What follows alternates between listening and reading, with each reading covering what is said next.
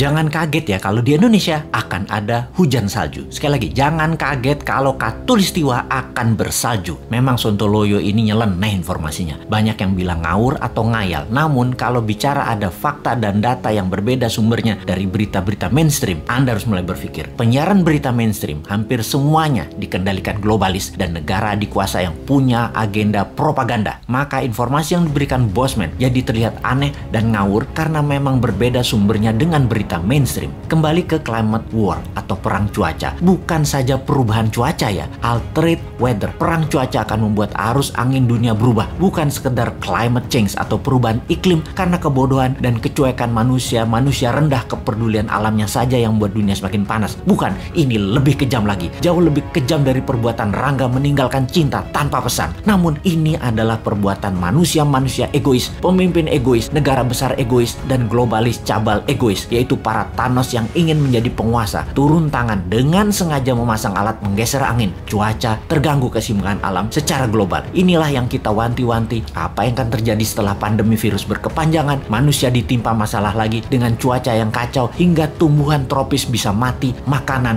bisa langka. Food war terjadi setelah climate war. Kali ini efeknya lebih mematikan dari pandemi COVID. Center ekuator bergeser, tengah bumi bergeser terhadap matahari. Dunia koplak sampai manusia sadar bahwa kita punya common enemy atau musuh bersama, yaitu alam yang tidak dipelihara. Seperti tubuh manusia tidak dipelihara di usia senja, berbagai penyakit dideritanya. Ternyata sahabat, ada fakta lain kalau kita ingin membalik semua keadaan tersebut. Banyak buktinya. Misalnya, ada seseorang di usia 65 tahun baru mulai hidup sehat. Di usia 80 tahun usia biologisnya, tetapi body age-nya seperti orang berumur 30 tahunan karena dirawat dengan baik walaupun mulainya dari umur 65. Dia makan sehat, olahraga, dan lain sejenisnya. Sekali, padahal selama 65 tahun hidupnya berantakan, namun ketika diputuskan berubah 180 derajat, balik arah, semua bisa jadi muda lagi, sehat lagi. Dunia pun sama. Selama ini dunia tidak dirawat oleh manusia, maka penyakit bumi itu banyak. Hal inilah yang membuat bumi menua dengan cepat dan menjadi renta. Tapi bukan tidak bisa disembuhkan. Bisa, selama kita semua sepakat berjuang memperbaiki. Indonesia di tahun 2045 adalah pemimpin yang akan memimpin perbaikan alam dunia ini semua. Untuk itu, New Mind selama 24 tahun ke depan hingga tahun 2045 akan pegang kendali utuh, menyelesaikan masalah dalam negeri dan luar negeri, menyetop kegilaan Amerika dan Tiongkok, serta menyetop globalis cabal. Ini bukan impian kosong. Ini mungkin impian segelintir orang awalnya. Namun, ketika 1 juta orang percaya, akan jadi collective